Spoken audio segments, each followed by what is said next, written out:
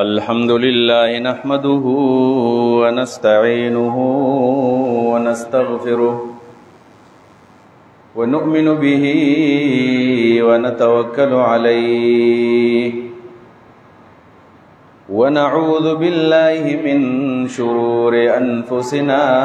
ومن سيئات أعمالنا من يهده الله فلا مضل له ومن يضلل فلا هادي له وأشهد أن لا إله إلا الله وحده لا شريك له وأشهد أن محمدا عبده ورسوله اللهم صل على سيدنا محمد وعلى آل سيدنا محمد وبارك وسلم تسليما وعن عمر بن الخطاب رضي الله تعالى عنه قال وافقت ربي في ثلاث فقلت يا رسول الله صلى الله عليه وسلم لو اتخذت من مقام إبراهيم مصلى فأنزل الله واتخذوا من مقام إبراهيم مصلى وقلت يا رسول الله صلى الله عليه وسلم يدخل عليك البر والفاجر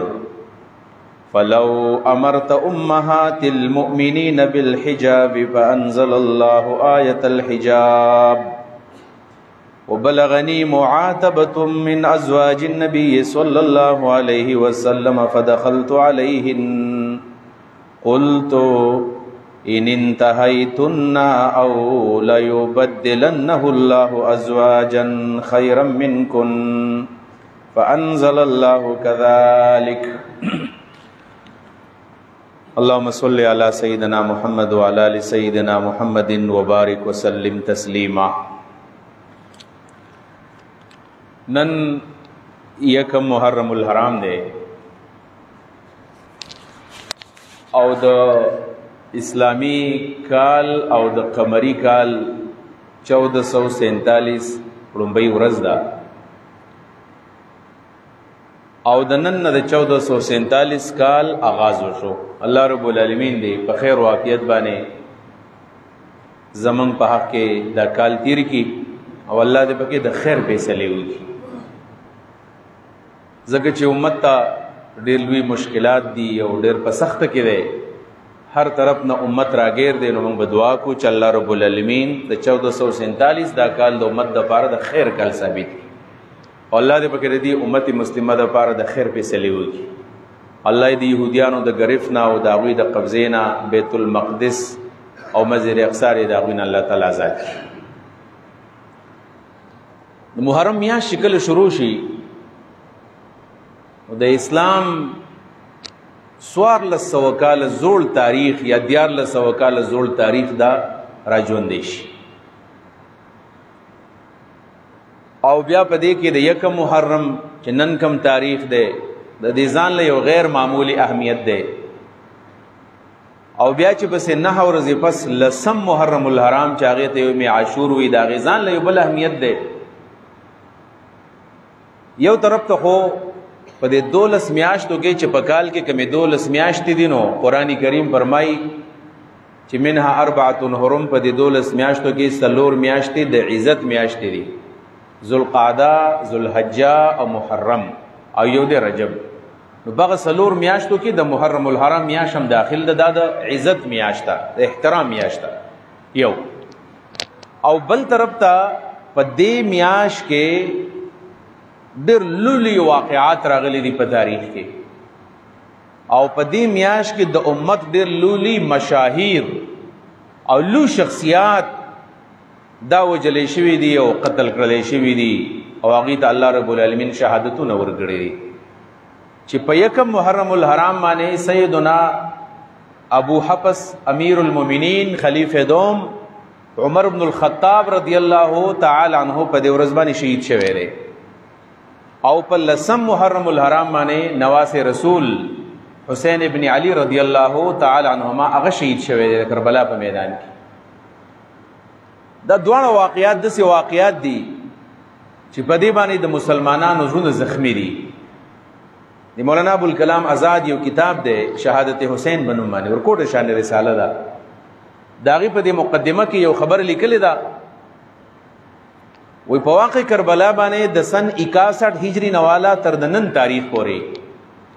چې مسلمانانو څومره جړاګانې کړي دي، څومره اوښکې تویې کړي دي، څومره تکلیفونه برداشت کړي دي، څومره جړاګانې کړي دي،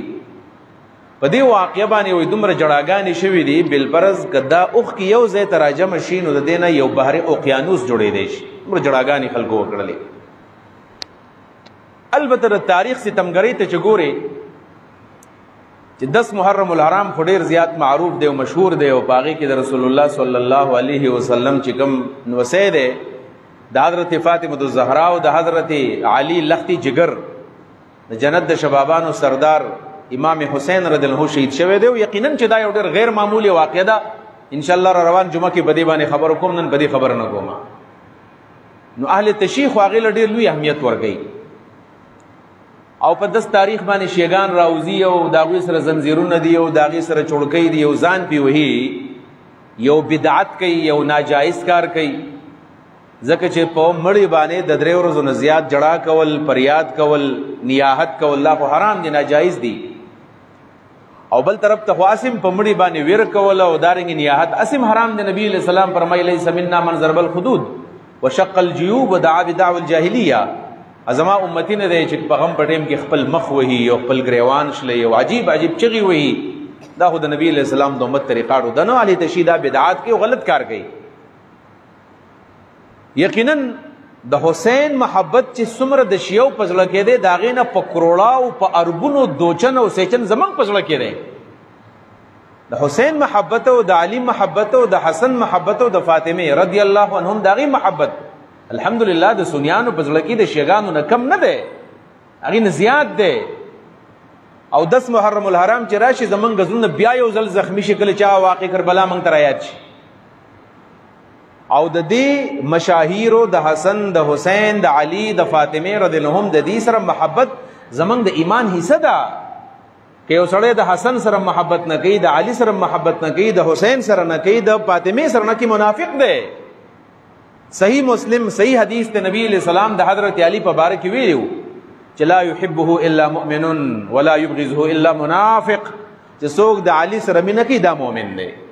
د علي سره مینه کول د ایمان حصه ده.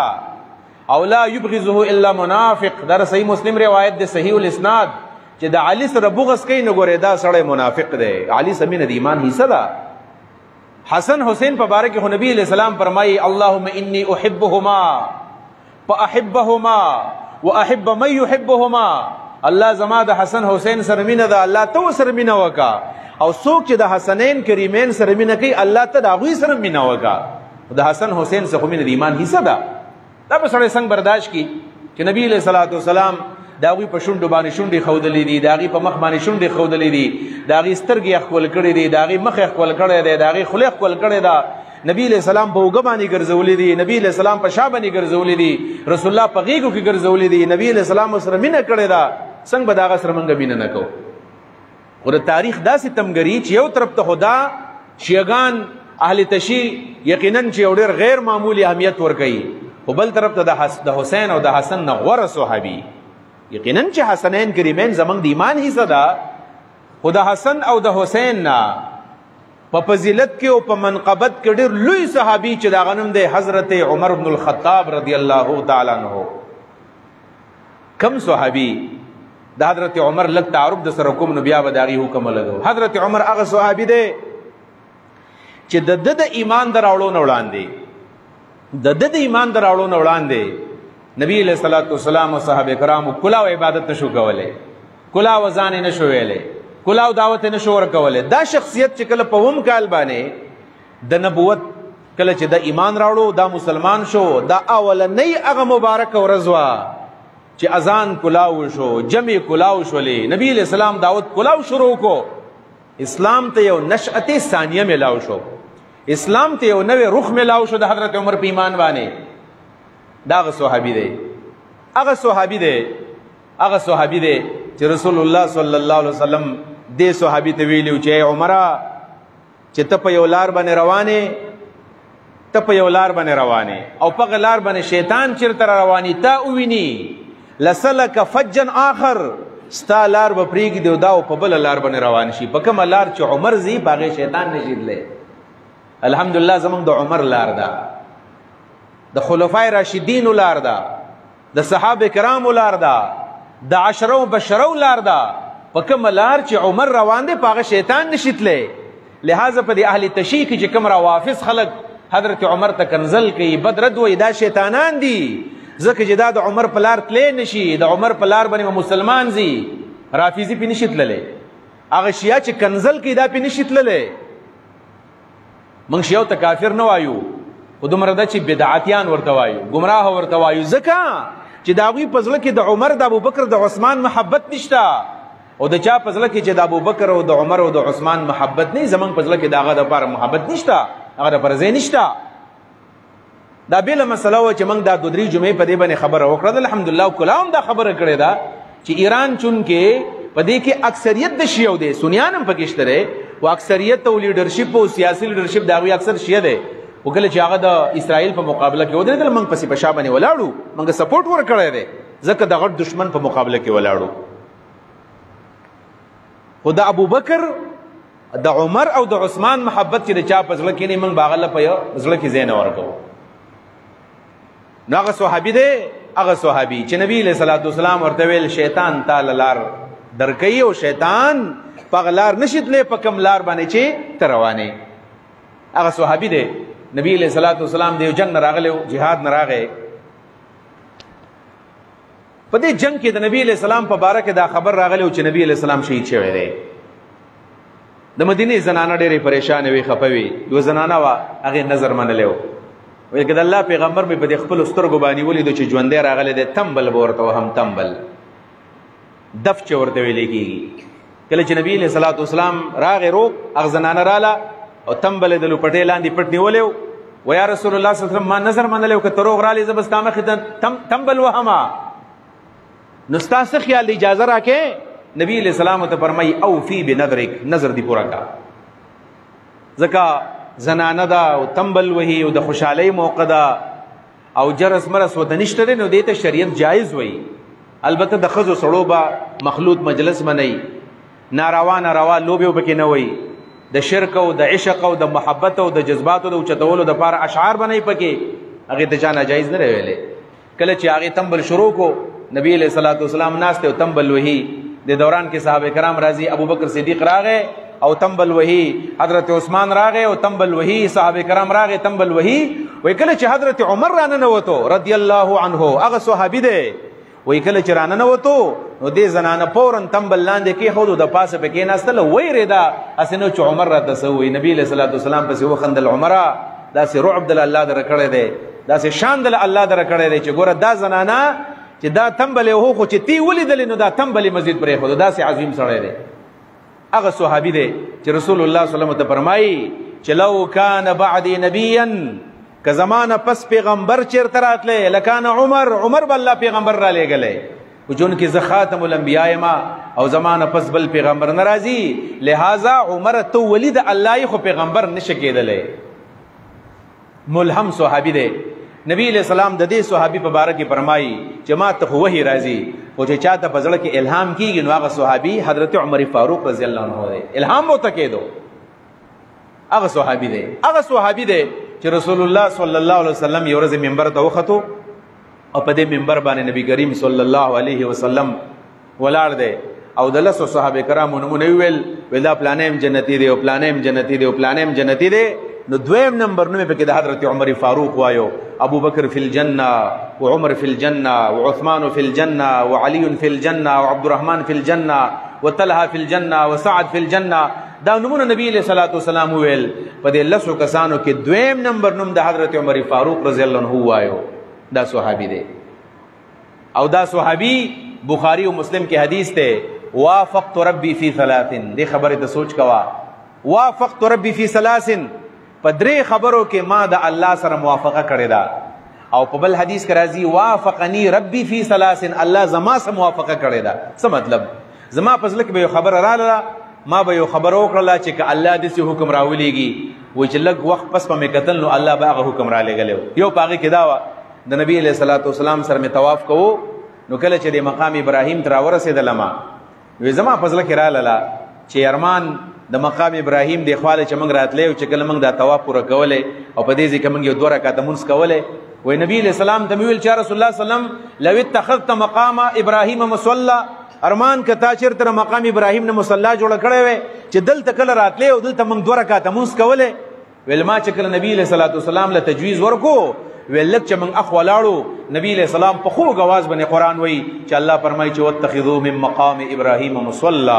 مقام ابراهیم کې تاسو مصلی جوړه کې 2 رکعته مونځ پکې کوئ نن چې دا ټول امت دا د مسلمانانو آبادی 2 ارب ته ورسېدله او د کروڑاو په تعداد کې سالانه خلک ځي حرمین ته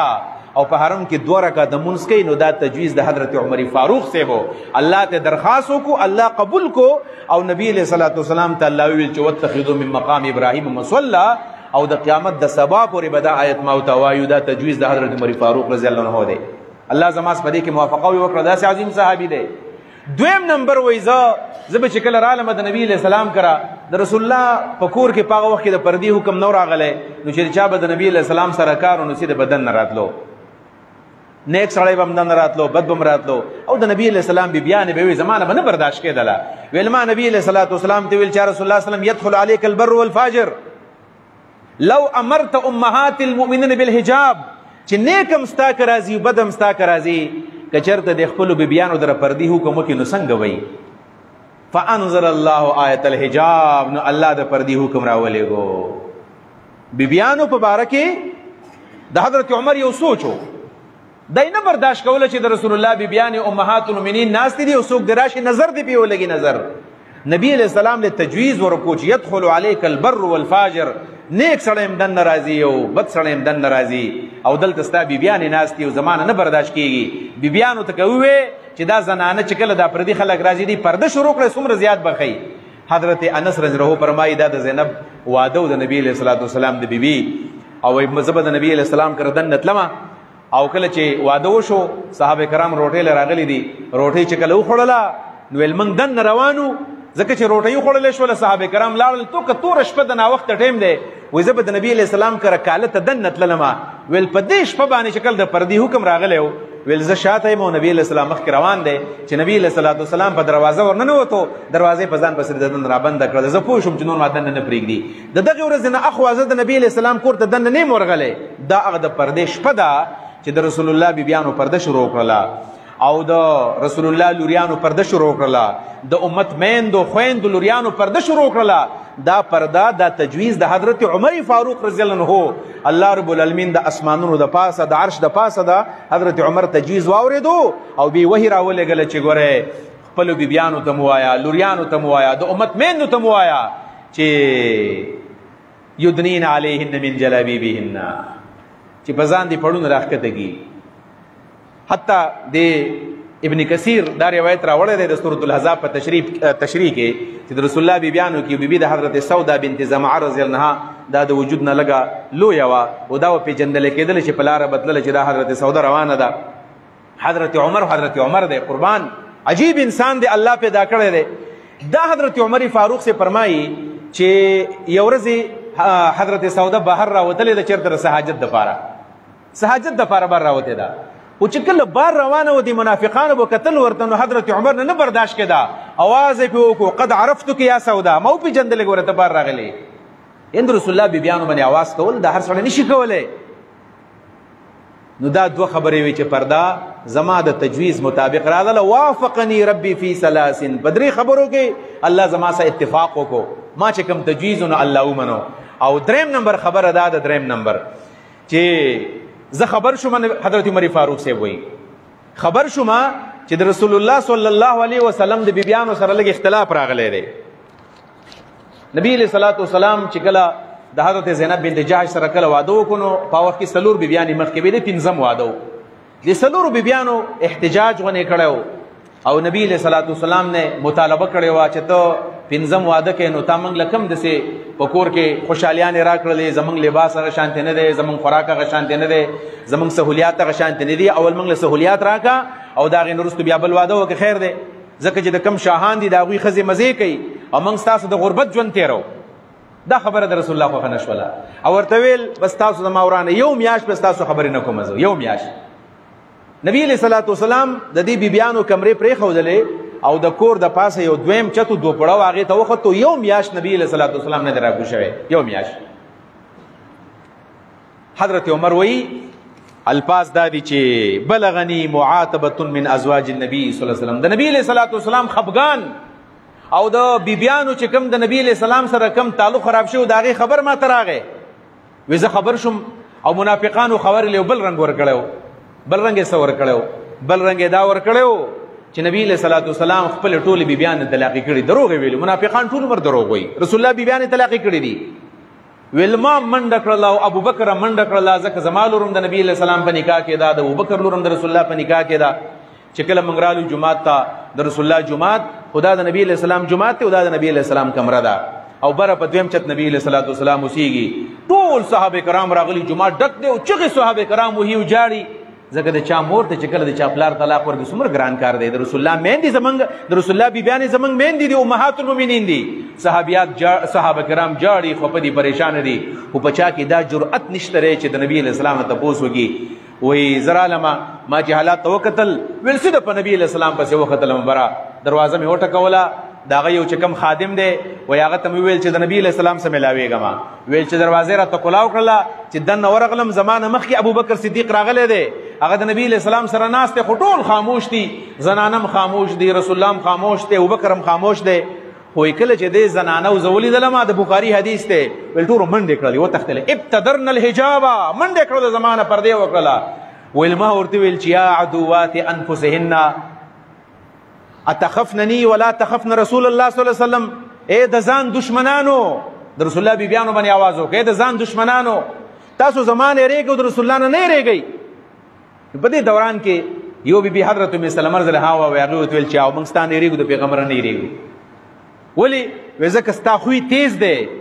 او حضرت عمر ته لږ غوسه هم شوی ستا ټول عمر د پیغمبر په بیبیانو کې کاري ته په ارام ولې نه کښېنې خو حضرت عمر دومره جري و بهادر انسان و د رسول الله په بیبیانو باندې آواز وکړو دا بېادبي نه وه دا ګستاخي نه وه دا غیرت ایماني و د ایماني جذبه وه او د هغې نه پس ول د نبي علیه السلام سره چې کېناستلم ټول خاموش ناست دي رسول الله مبارک هم خاموش دی سیدنا ابوبکر هم خاموش دی بیبیانې خاموش دي ویل ما ویل چې څه داسې خبره وکړم چې دا مجلس زه داسې وخندومه دا لږ ریلیکس شي دا مجلس سنجیدګي ختمه شي ویل ټول خاموش دي ویل ما نبي علیه السلام ته ویل چې د الله رسوله دا الفاظ دي چې دا ښځې تا مستی کړي دي دا ښځې چې نن ستا نه مطالبې کوي که نه دا تا مستی کړي دي ما ته دې زما ښځه لږ خبره وکړې زه دا 60 ماتوم که نه ماتومه ویل نبي علیه السلام وخندل بیا نبی علیه السلام خبرې شروع کړلې ابوبکر هم شروع کړلې هغه مجلس مې ریلیکس کو هغه سنجیدګي ختمه شوله او ټول خلک چې خاموش ناسو نو ما هغه مجلس برابر کو ویل د هغې نه پس مې تپوس د الله رسول ولې خیر دی د ټول اول درنه تپوس کوم چې آیا تا خپلو بیبیانو له طلاق ورکړي دي وایي ځکه دې وخته پورې ما ته پته نه وه چې نبي علیه السلام طلاق ورکړي که نه دي ورکړي نه ابوبکر ته پته وه ویل رسول الله ویل چې نه ما طلاق نه دي ورکړي په دې کې ما یو چغه وله چې الله اکبر او دا اواز چې ما وکړو نو لاندې صحابو ته پته ولګېدله چې رسول الله بیبیان طلاق نه دي ورکړي په جومات کې د الله اکبر چغې شولې صحابه کرام خوشحاله شول ویل د هغې نه پس وایي ما ورته د الله رسوله خیر دی څه چل شوی دی د بیبیانو نه خفې ویل چې هن کما ترى یسألني نفقه دغه د مخامخ ما ته ناستې دي زمانه نفقه رانه غواړي زیات خوراک رانه غواړي وی چې دا خبرې کله موږ واورېدلې وی زه په خپل لور پسې پاڅېدلم ابوبکر صدیق په خپل لور پسې پاڅېدو په دې مرو نه ونیولې ما حضرت حفصې ته وویل زما لور وه او حضرت عایشه د حضرت ابوبکر لور وه ورته ویل که د نن نه پس هم د نبي علیه صلات وسلام مخې ته د نفقې مطالبه کړې وه خیر به هم نه ویل بیا ما نبي علیه صلات وسلام ته ویل دې ته غیرت ویلی کېږي د دې عمر لور د رسول الله په نکاح کې ده د دې ابوبکر لور د رسول الله په نکاح کې ده خو ویل ما رسول الله ته څه ویلو دا د مسلم شریف الفاظ ما ستاسې لیکلي دي ویل ما ورته وویلو چې ای بیبیانو ان انتهیتن که منع کېږئ منع شئ او لیبدلنه الله ازواجا خیرا منکن او که تاسو نه منع کېږئ ستاسو نه به وله ښې ښځې الله تعالی وله الله تعالی ورکړي تاسو څه خپل لور ته قاریږي بیبیانو ته قاریږي وایي که تاسو منع شوئ په دې کې ستاسو خیر دی او که منع نه شوئ نو الله رب العالمین به ستاسو له ښې ښځې وله ورکړي دا خبره چې وشوله وی چې سبا مې کتل آیت راغلی و فانزل الله كذلك سورة تحریم راغلی و او په تحریم کې هم دقه الفاظ دي چې ګوره که تاسو بالفرض منع نشوئ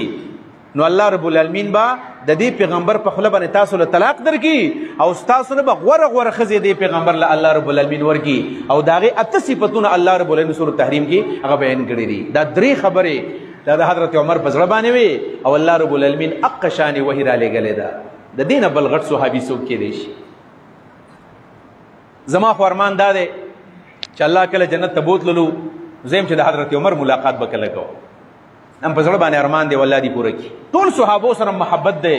د ابوبکر صدیق مرتبه خو د رسول الله نه پس د ټولو صحابو نه لویه مرتبه د ابوبکر صدیق ده. افضل البشر بعد الانبیاء ابوبکر. د انبیاو نه وروستو په صحابو کې غټه مرتبه د ابوبکر صدیق ده او دا د اهل سنت والجماعت مسلک دی. اگر چې شیعان هغوی حضرت علی له تفضیل ورکوي غوروالی ابوبکر باندې ورکوي، لیکن د جمهور اهل سنت مذهب دا دی چې ابوبکر د ټولو صحابو نه غوره دی. حدیث کې راغلی دی دومره عظیم سړی دی. حضرت عمر فاروق یو ورځ ویل ابوبکر صدیق څوک دی؟ عمر فاروق ورځ ویلو ویل ما ته د ابوبکر د منقبت پته نه وه چې ابوبکر څومره عظیم سړی دی، ما ته دا پته نه وه. ویل په 2 موقعو کې ما ته پته ولګېدله چې ابوبکر ډېر عظیم سړی دی. یو هغه چې کله رسول الله وفات شو دا خلک تتر بتر شول. فکفر من کفر من العرب، د زرګونو په تعداد کې دا منافقان مرتد شول. ډېر خلک چا چې ایمان راوړی او د نفاق ایمانو نو دا مرتد شول واپس. حتی چې په مسیلمة الکذاب باندې 70,000 خلکو ایمان راوړی. دا څوک و؟ دا د عربو خلکو 70,000 نه زیات خلک. او په دې دوران کې خلکو د نبوت دعوی شروع کړلې. بعضې خلکو زکات نه انکار وکړو، ویل موږ له چل نه راتلو. ویل ابوبکر پاسېدو او ویل هغه دومره ښکلې خبره وکړله، اعلان یې وکړو چې والله لو قاتلنا من فرق بین الصلاة والزکات حتى لو منعوني عقالا كانوا يؤتونها الى رسول الله صلی الله علیه وسلم لقاتلتهم. وی که چا د منځ او د زکات په منځ کې فرق وکړو زه به د هغوی سره جهاد کوم. حتی چې په کوم پړي باندې څاروي تړل او دې پیغمبر له ورکوو دا پړی مال رانه کړو زه به د هغوی سره جهاد کوم. ویل ما ورته ویل چې ابوبکر عجیبه خبره کې په زکات باندې ته جنګ کې. ولې رسول الله نه فرمایي چې امرت ان اقاتل الناس حتى يقولوا لا اله الا الله فاذا فعلوا ذلك عصموا مني دماءهم واموالهم الا بحق الاسلام.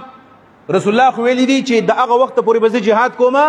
چې کله یو سړی کلمه ووایي او چې کلمې وویله نو ګورئ اخوا د هغوی وینه او د هغوی مال محفوظ دی. ته څنګه د مسلمان سره جنګ کوې؟ وایي زه په دې مسله نه پوهېدلم.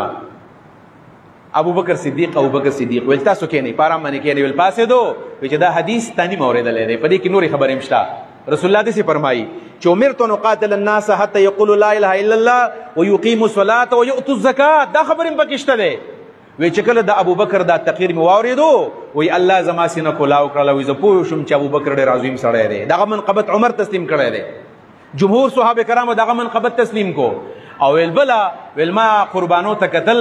ویل کله چې ما د غار ثور هغه 3 شپې ځان ته رایادې کړلې چې ابوبکر صدیق رضی الله عنه څومره په تکلیف باندې نبي علیه صلات وسلام سره دا 3 شپې کړې دي.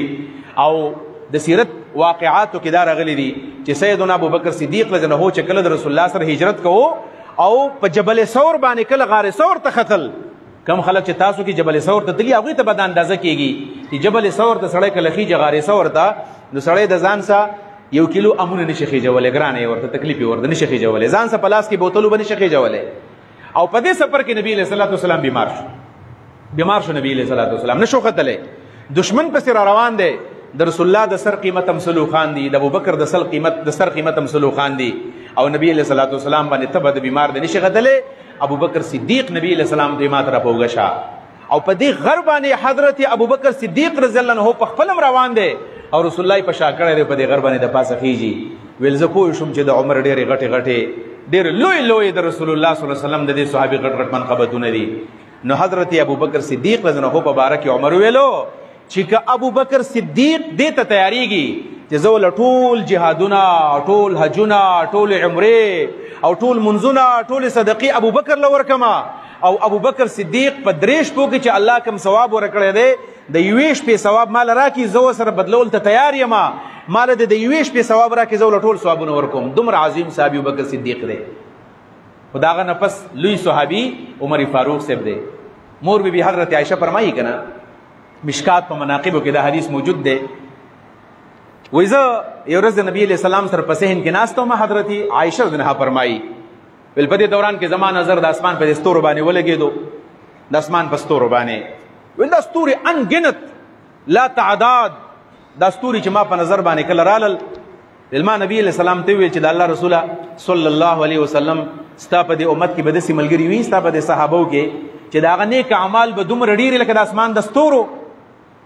نو ویل ما ته نبي علیه السلام ویل چې او زما په دې صحابو کې داسې صحابي شته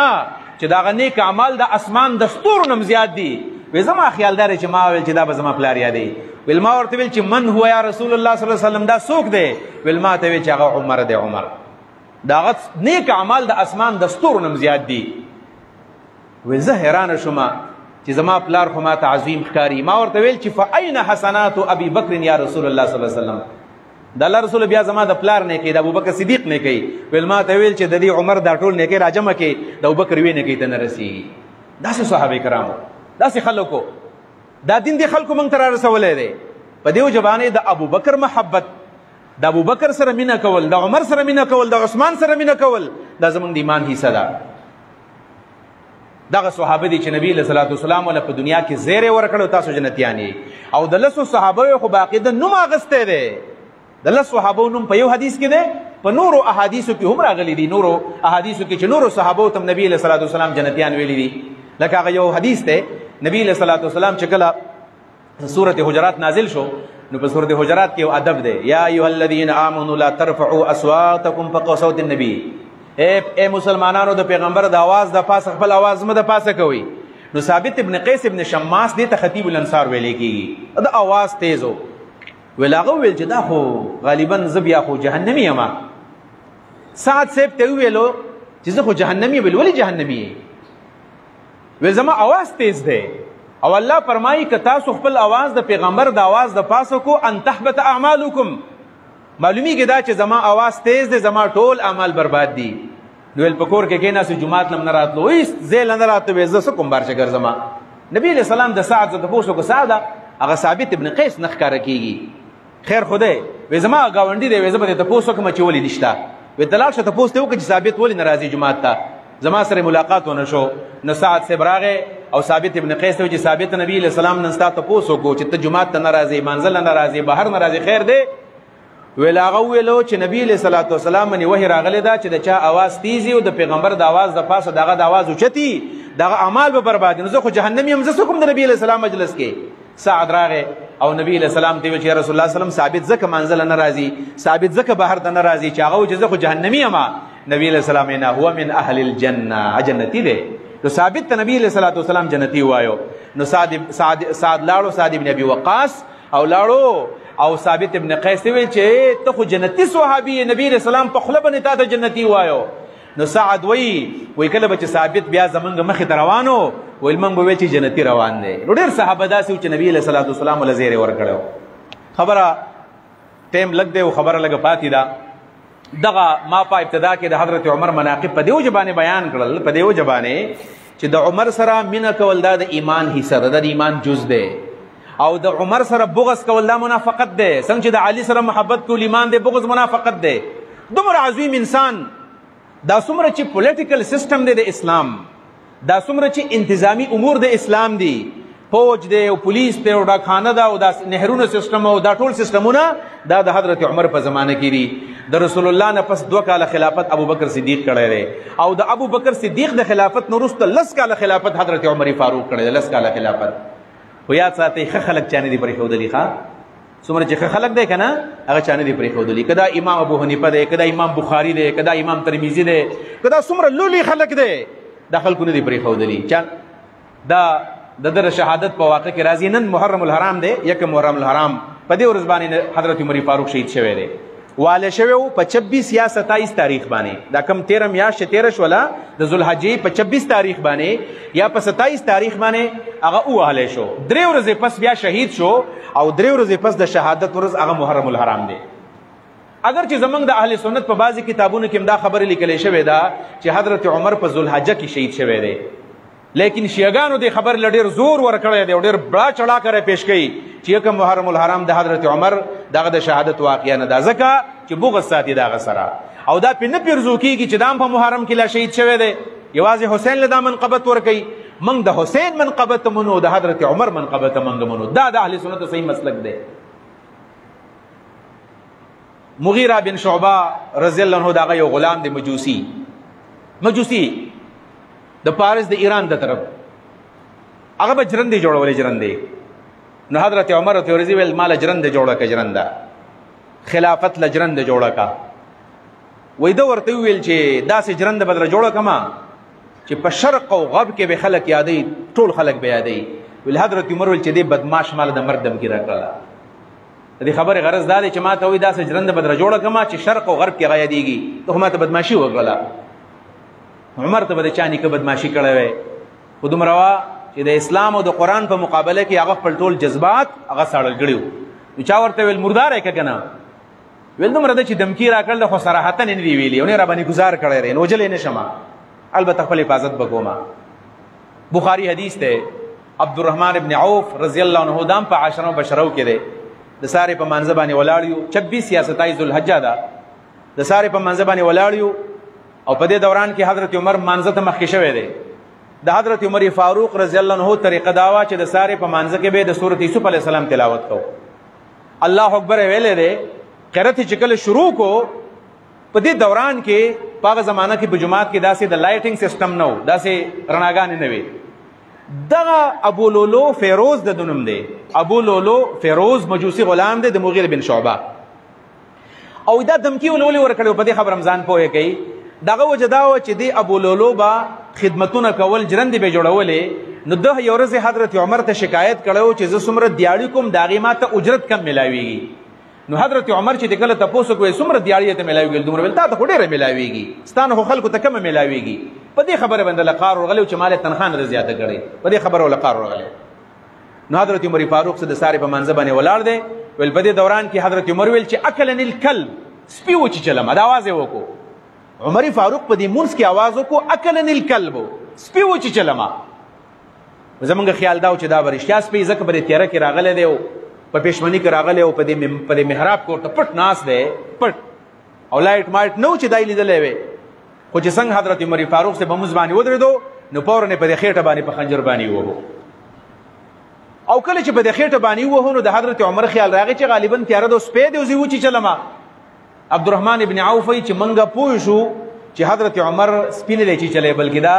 څوک ظالم ورته ولاړ دی ځکه هغوی ته پته وه چې د حضرت عمر دشمنان ډېر زیات دي څنګه چې په دې زمانه کې دي په هغه زمانه کې هم دشمنانو نو د صحابه کرامو سب خو سم سپو سپونه خو موږ د سب څه کوو نو یو د الحدیث ملګري سب په چل پوهېږي زموږ دا خو سب پاسې ورانوي یو باغه ځای کې ولاړي بل دلته ولاړي بل شاته ولاړي بل مخې ته ولاړي او چې ته ورنږدې کېږي ښه به درنه خوا کېږي ته وایې چېرته ځه چې ته ما پسې ګندګي نښتې ده یو بل له خوا تښتو صحابه کرامو سب داسې و چې د هغوی دا ولي او د هغوی دا خپې به جوخ ته لګېدلې وې ویل موږ دا سب اسم جوخ جوړ کړو نور هم جوخ کو تران څوک ونه تښتي په دې دوران کې دغه بدبخته تښتېدو زمونږ دا څومره سپونه تقریبا 115 سپونه دي په دې کې ماشومه منډه ووهي نو زمونږ تښتېدی شي ځکه زمونږ سب دی ویل هغه چې کله منډه وهله ویل موږ فورا راټینګو په دې خپل سب کې او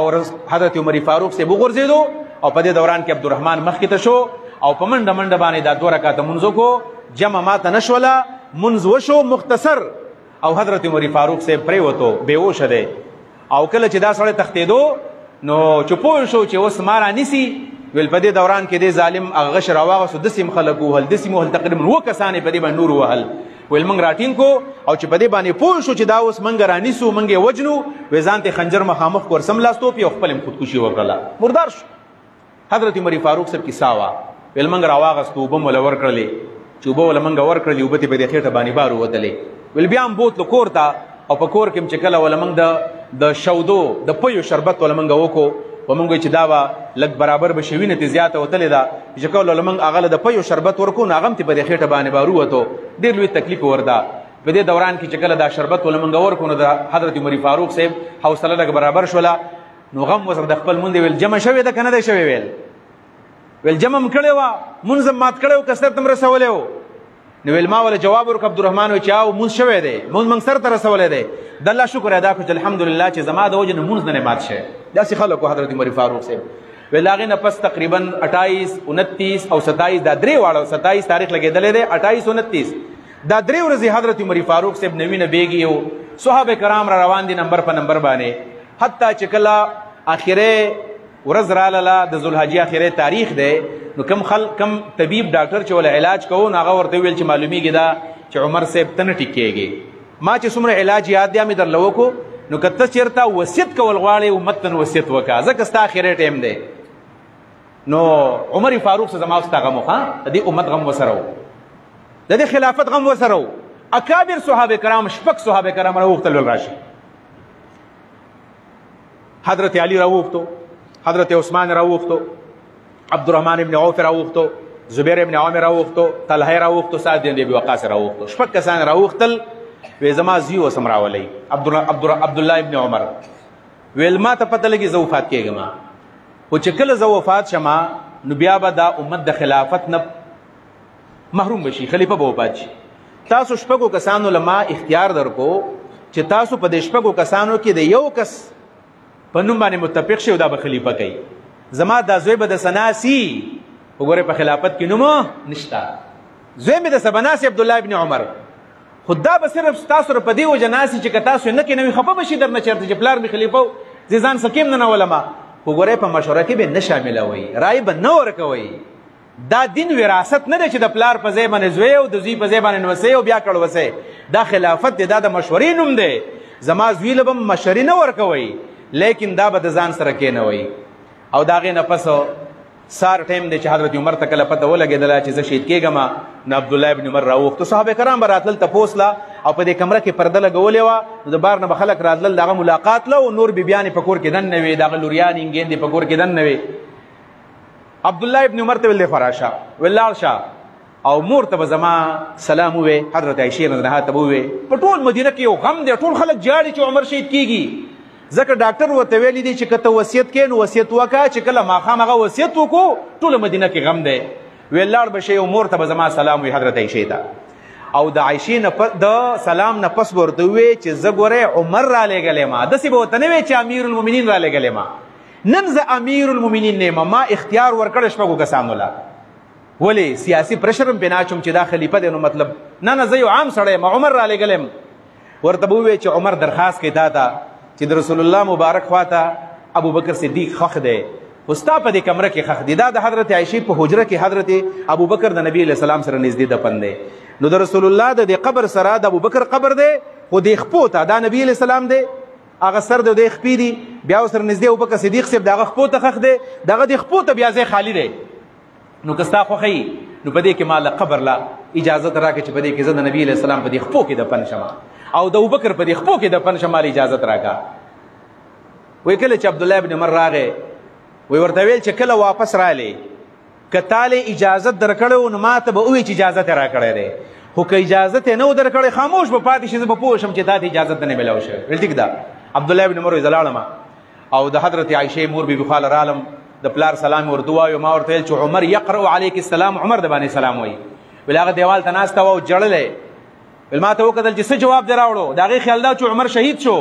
ویل ما ورته ویل چې زما باباجي یو درخواست کوي څه درخواست کوي ما ته ویلي دي چې د مور نه به اجازت وغواړئ چې ستا په کمره کې به د رسول الله او د ابوبکر په خپو کې زه دفن شمه ویل چې عبدالله دا خو ما ځان له دا ځای ساتلی و چې زه به د نبي علیه صلات وسلام په خپو کې دفن کېږم ما خو ځان دا خو زما خوښه وه خو د ځان په ځای باندې زه ترجیح ورکوم حضرت عمر فاروق له او بالکل دې پلار ته ووایه چې ستا قبر به په دې ځای کې باقاعده جوړېږي په دې ځای کې به د دفن کېږي هغه صحابي دی چې عایشه وله په ځان ترجیح ورکړي نو ما ورته هسې ترجیح نه ورکوله هغه بیبي ام المؤمنین نبي علیه صلات وسلام ته په ټولو بیبیانو کې هغه غوره وه دا موقع نشته دی چې زه د حضرت عایشې مناقب بیان کوم خیر دی یو خبر پکې کومه د رسول الله بیبیانې ګڼې وې 9 بیبیانې وې 2 وینځې وې نبي علیه السلام په نمبر باندې د بیبیانو کمرو لتلو دا مشکات د حدیث لیکلی دی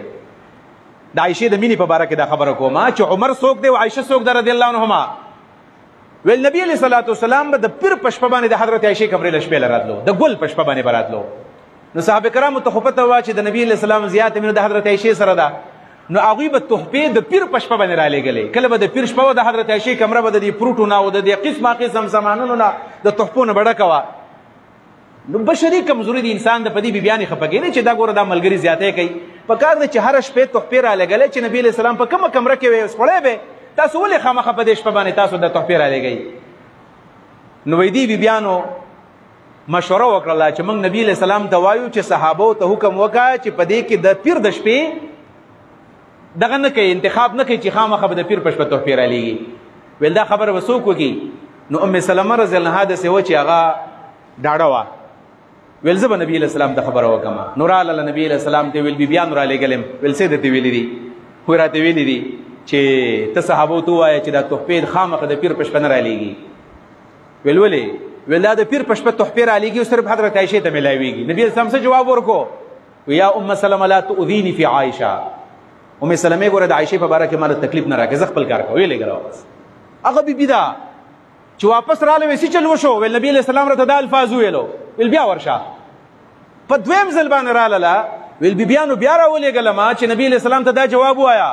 ول ام سلمہ ما درته ویلې دي چې لا تؤذيني في عائشه مال به تکلیف نه راکوي بیانه مایوس شولې ویل حضرت فاطمه پس راولې هغه ته ډیره ګرانه د نبی له صلوات والسلام ته او دا سپارښت به حضرت فاطمه الزهرا وکي سیدۃ نساء اهل الجنه نو فاطمه لوري راوستله ویل ته د پلار ته وایا چې صحابه ته وایي چې دا تحفه خامخه د پیر په شپه نه را لېږي وایي زه به ورته وایم راغله بابا جان زه خپلو میندو را لېږلې یم ویل څه را لېږلې فاطمه هغه جنۍ ده هغه لور ده هغه شخصیت دی چې نبی علیہ الصلوۃ والسلام به چاتم نه پاسېدو صرف حضرت فاطمه به چراله نبی علیہ السلام به پاسېدو لاس به لخل کو په غزه باندې به کېنول په کوم ځای به چې نبی علیہ السلام ناستو رسول الله ته پاسېدو لاس ول خپل کول بچا چیرته راغلی ویل بیان را لګلې ما ویل سي درته ویلي دي چې صحابه ته وایا چې تحفه خامخه د پیر په شپه را لګي ویل لوري لا تؤذيني في عائشه هر خبره د منه خو د عائشه په باره کې ما د خبره ما کا دغه بي دا او د ځان په ځای ترجیح عمر بن خطاب لور کوما او پلار ته دی وای چې بالکل دا زستاده پاره دی نن د دنیا د شرق او د غرب مسلمان چې کله د رسول الله روزه لورځي چاهته او نه چاهته که غواړي کو نه غواړي د حضرت عمر پر روزه باندې به سلام کوي او که سلام نه کوي یو غالي شیعه دی او رافضي دی سلام نه کوي نو زړه به د بغض نه ډکیږي او د عمر د روزه په خوا باندې به خامخ تیریږي دا مقام رسول الله تعالی ور کړی دی امون چیزو زمون خوش قسمتی دا السلام علیک یا رسول الله السلام علیک یا ابا بکر السلام علیک یا عمر دا خو خوش قسمتی دی چې الله موږ له موقرا کې او په مدینه منوره کې پر رسول الله او په ابوبکر عمر باندې سلام وکړو راغله عبد الله ابن عمر راغه او نبی علیہ الصلوۃ والسلام ته خپل پلار ته ویل حضرت عمر ته او ویل حضرت عمر فاروق سے پروت پاسې دی نشو ویل عبد الله ابن عمر چې ولې چې ما پاسوي بیان ته وی چې ما پاسوي هغه کینو عبد الله ابن عمر راغه شاته ته غېږه ته تاو کړه ویل بچا وایا مور سو ویلو ویل مور جواب راکو چې عمر ته وایا چې ما خدا زید ځان د پاره تیار کړو خو چې ته غواړې نو ته په دې کې بالکل دفن شه حضرت عمر الحمدلله ویل او ویل ما ته معلومیږي زما ټیم ختم دی ټیم ختم دی په دې دوران کې صحابي راغی صہیب نوم یې درځنه هو هغه راغی دغه د پنسي داسې ښکته وي چې واپس په پنسي ښکته وي پنسي ښکتول ګناه ده ها پنسي ښکتول ګناه ده لویه ګناه ده ګناه کبیره ده حضرت عمر سره د امر بالمعروف او د نهي عن المنکر نومره فکر دی چې دا صہیب رومي کله روان شو ویل आवाज په وکړو چې ارفع ازارک لنګ دی اوچت کا ویل هغه چې لنګ اوچت کو ویل دا بس د اخري الفاظو ویل هغه نه پس عبد الله ابن عمر ته ویلو چې زما دا سر راواله په دې ځمکه باندې کېده و د غېږ نه کوسکا ویل ولې ویل زه غواړم چې زمانه ساوخیجو د قیامت پر ورځ د الله عدالت لورزم او زه په دې خاورو کې خړ پړ یم او د الله سره ملاو شم دا سر به دې ځمکه کې کېده و و یاد سات عبد الله چې کله زمړ شمه نو په دویم ځل بیا ګور د عائشه نه په دویم ځل ته پوسو کې سينه چې وس چیرته زمانه یریدلی چې دا خو خلیفہ دی او په دې وجه اجازه درکړې وي چې کله مړ شم نو په دویم ځل باندې بیا اجازه وغواړي او دغه نه پس حضرت عمر فاروق وفات شو او دغه نه پس حضرت عبد الله ابن عمر لاړو په دویم ځل اجازه وغوښتله امور به بيول اجازه ورکړ هغه صحابي دی نن دغه ورځ دا محرم الحرام حکومت پاکستان په دې باندې چټي اعلان کړی دی د دې خبرې منګه تحسین کو بعضی خلک د دې مذاق وړوي چې دا د حضرت عمر د شهادت ورځ نه چټي ولي کوي په کار چې په دې کې ډېر سبقونه وایي نه نه نه دا یوم محرم الحرام یک محرم الحرام باندې چټي په دې وجه په کار دا کنن چټي نه وي نو تاسو ته بدا پته و چې حضرت عمر په دې ورځ شهید شوی دی پته بدرته لګېدلې و نو لګېدلې پته بتاتا په دې یک محرم الحرام باندې چې د پاکستان حکومت د چټي اعلان کړی دی دای بنیادی تر باندې د اهل سنت والجماعت شملو چته کړی د په دې باندې چې سنیان حضرت عمر تخپل آقا وي، حضرت عمر ته غوره صحابي وي، نو که بالفرض په دې ورځ باندې چېرته چوټي نه وی نو ما تا ته پته نه لګېدله. او الله رب العالمین پکې خیر دا راوستو چې نن جمعې ورځ هم دا موږ پیغام عام کو چې یکم محرم الحرام دا د حضرت عمر فاروق د شهادت ورځ ده. په اربونو په کروڑاو په کربونو رحمتونه د الله د عمر په قبر باندې الله راووري چې هغه عظیم صحابي چې داغه د وجه نه 22 لاکھ مربع میل ځمکه باندې اسلامي حکومت ده، قادسیه او مصر او دا لوی علاقې د حضرت عمر په لاس باندې پد شوي دي. نن چې اسلام د دنیا ګډ ګډ ته تللی دی د هغې په شا د عمر بهادري وه او د هغه عدالت و. الله دې د هغه قبر د نور نه ډک کړي، الله دې د هغه روح له تسکین ورکړي او الله دې زموږ د ټولو په جنت کې د عمر فاروق سره ملاقات نصیب کړي. وصلی الله تعالی علی خیر خلقه محمد و آله صحبه اجمعین برحمتک یا ارحم الراحمین.